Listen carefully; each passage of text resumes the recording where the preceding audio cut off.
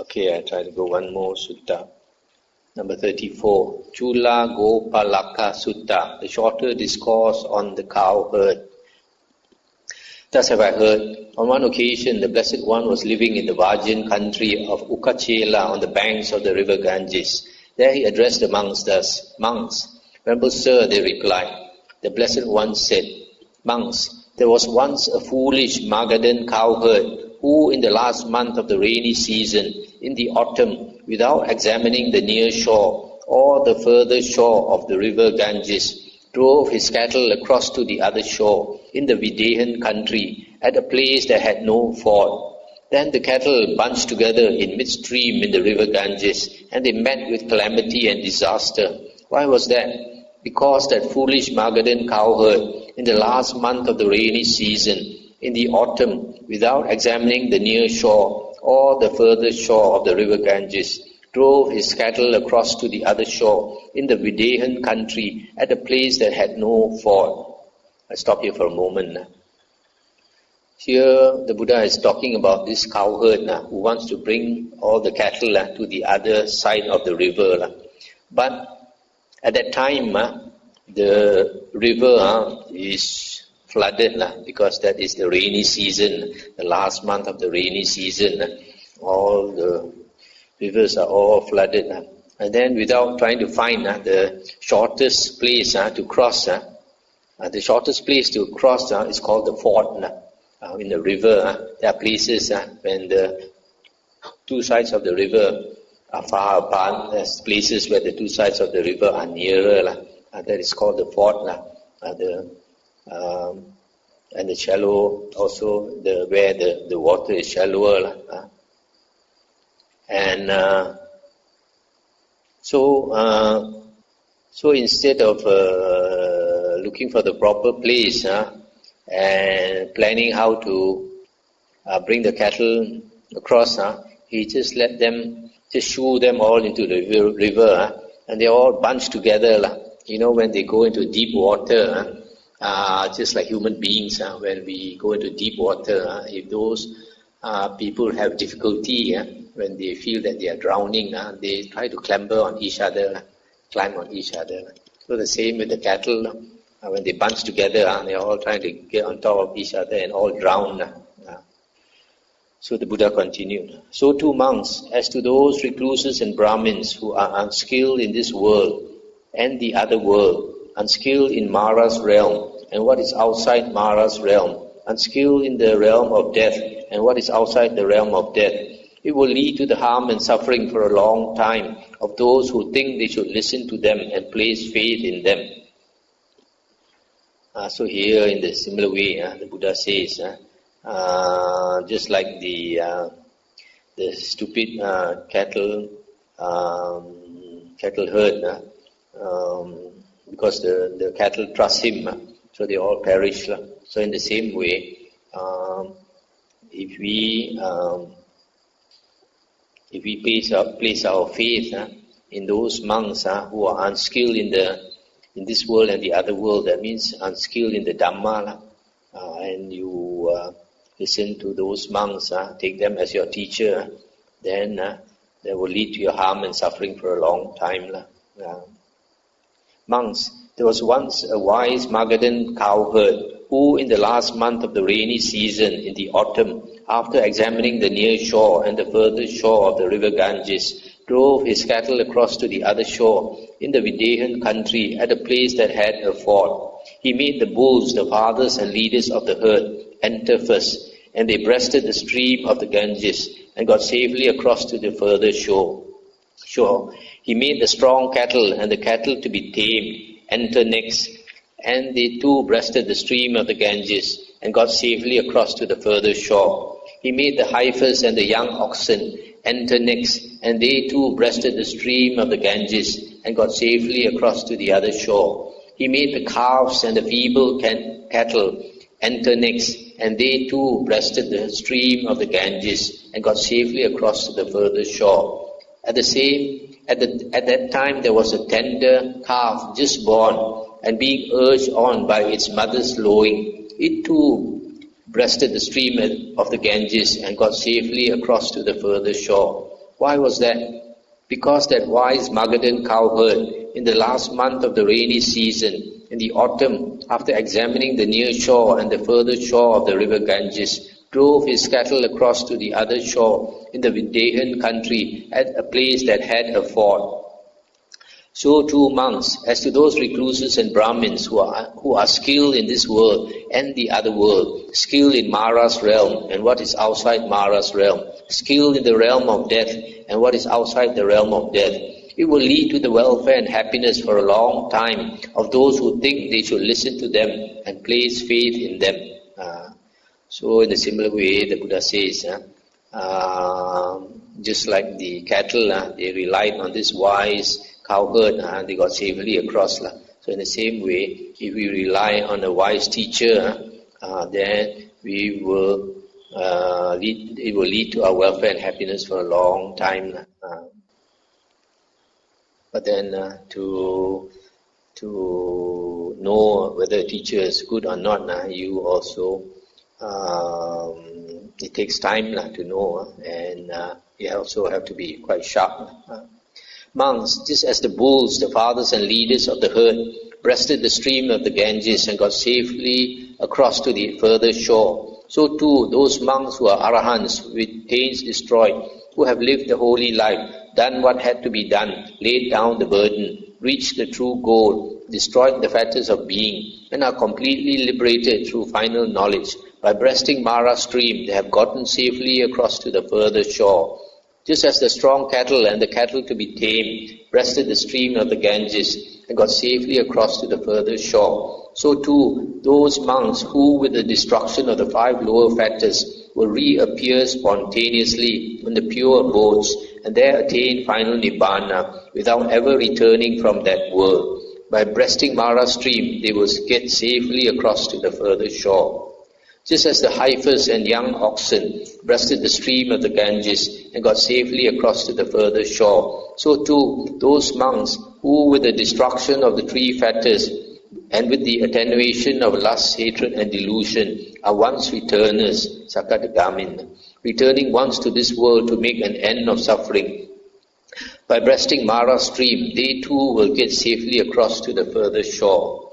Just as the calves and the feeble cattle breasted the stream of the Ganges and got safely across to the further shore, so too those monks who, with the destruction of 3 fetters, are stream enterers, Sotapanna, no longer subject to perdition, bound for deliverance, headed for enlightenment. By breasting Mara stream, they too will get safely across to the further shore.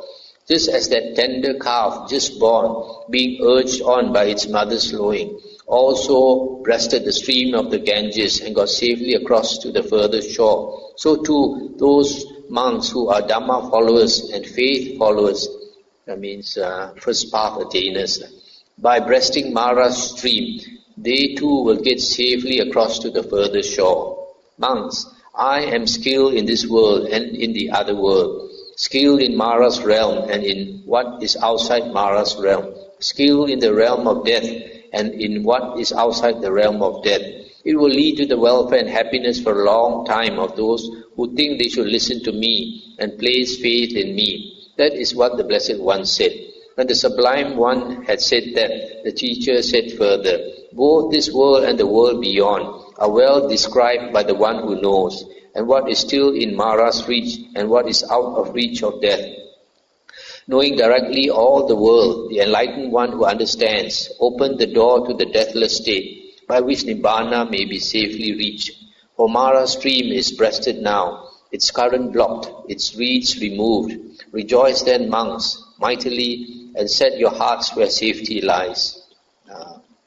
So that's the end of the sutta. So here the Buddha is saying that we should place our faith in the Buddha and only the Buddha.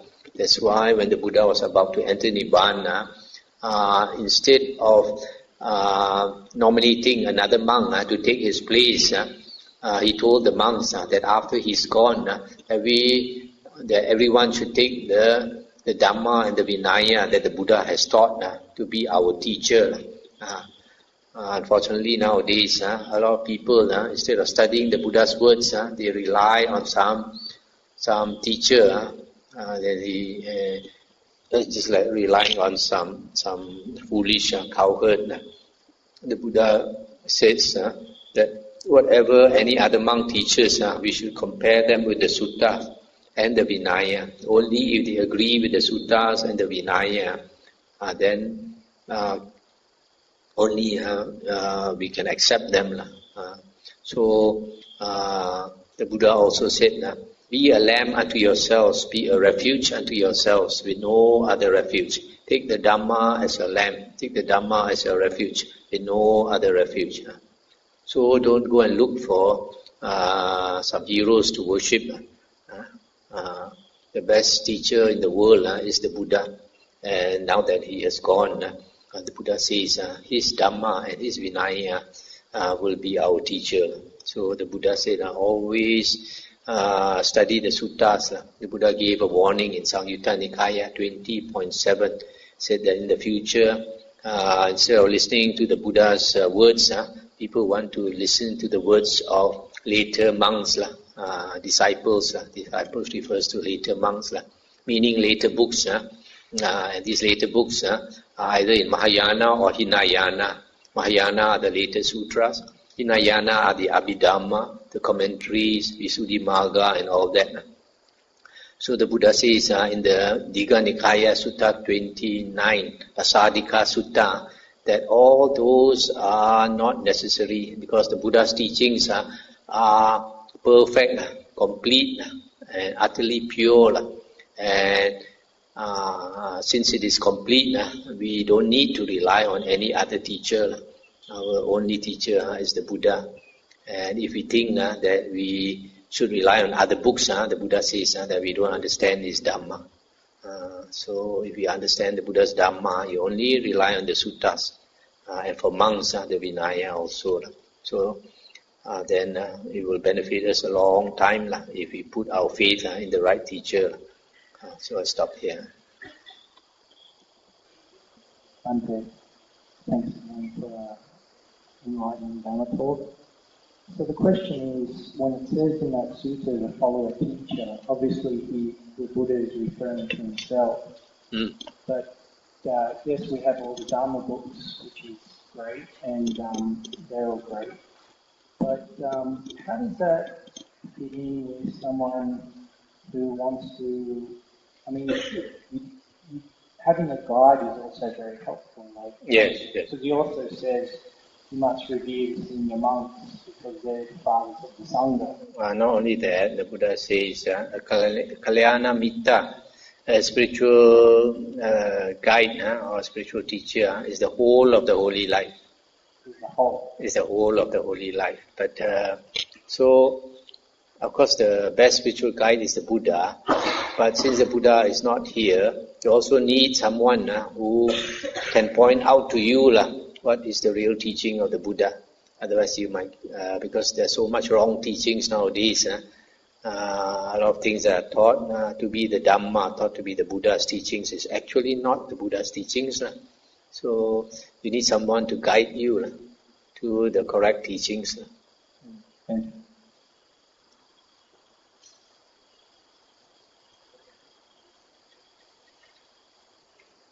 you. Sutta 33,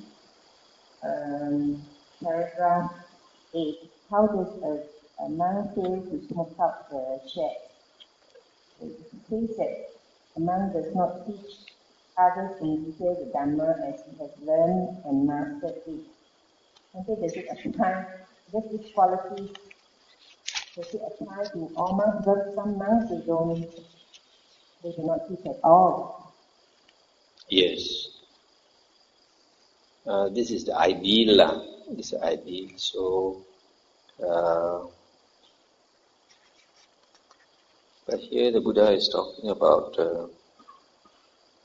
you see, one of the occasions or one of the moments a monk becomes enlightened. One is listening to the Dhamma. Another one is teaching the Dhamma. Another one is repeating the Dhamma. Another one is reflecting on the Dhamma. The fifth is during meditation. So, when a monk teaches the Dhamma, he has to understand first. before he can teach. Also, when he's teaching the Dhamma, he has to consider the Dhamma,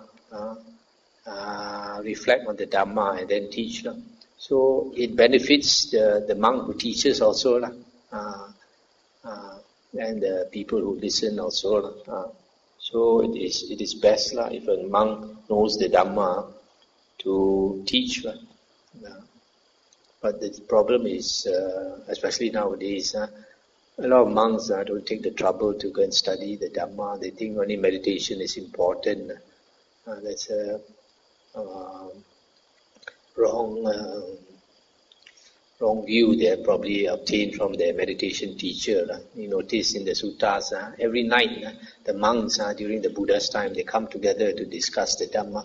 Even if they are already arahants, like just now we saw, all the arahants coming together, Venerable Sariputta, Venerable Mahamoggallana, Venerable Mahakassapa, Venerable Anuruddha, Venerable Ananda, Venerable Revata. Except for Venerable Ananda, I think the rest were all arahants. And yet they come and discuss the Dhamma.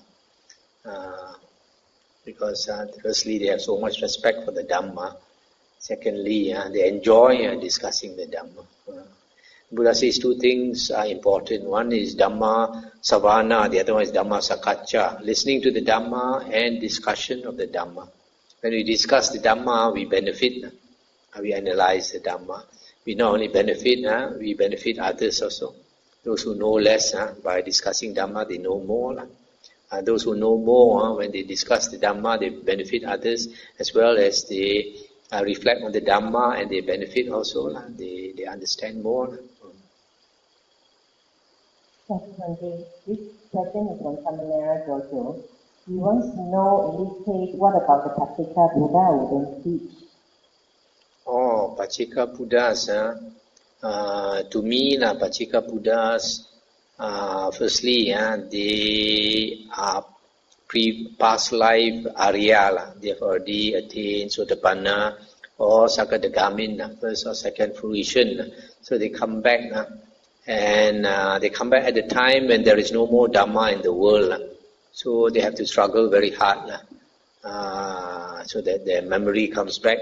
When the memory comes back of previous lives, then remember all the Dhamma they have learned. Then they become enlightened. And after they become enlightened, when they want to teach, they find there's so much obstruction. People are not interested. And then when you teach the Dhamma, you have to contradict what other teachers say, That's why when the Buddha taught, he created a lot of enemies. That's why in the sutta, the Buddha said, I don't quarrel with the world. The world quarrels with me. He who teaches the Dhamma does not quarrel with the world. So, because of all these things, Pacceka Buddha, even though he is qualified to teach, even though he is capable of teaching, he doesn't want to teach. Unless maybe someone appeals to him, like Brahma Sahampati appeals to him. Otherwise, he's not interested to teach. So 99.99% of Buddhas are Pacceka Buddhas who refuse to teach. But then, even though they refuse to teach, they show an example to the world. They show an example, just like we read that sutta about the three arahants practicing in the park, and then the devas shouted that they have become liberated. All the devas shouting. So the Buddha says it benefit all those people who have faith in them. Thank you. I have an observation. This Venerable Mahamoggallana, although he mentioned many places by others that got psychic powers, but for him he's humble and wouldn't want to use that.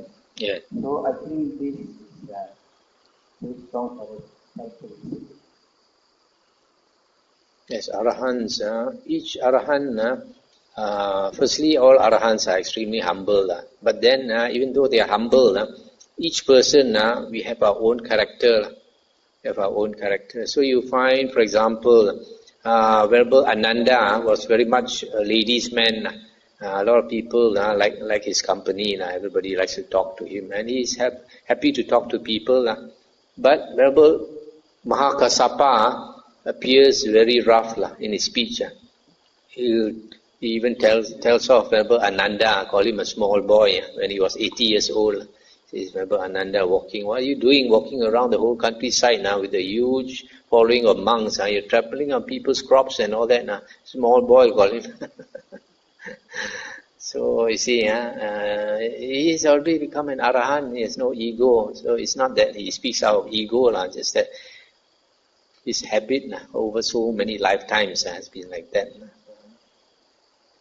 That's why, this you can't believe in these paramis. Paramis means a person has developed so many perfections. But this enlightened person, he can see he in that sense, he lacks that parami of speaking gently. Now I transfer Marin.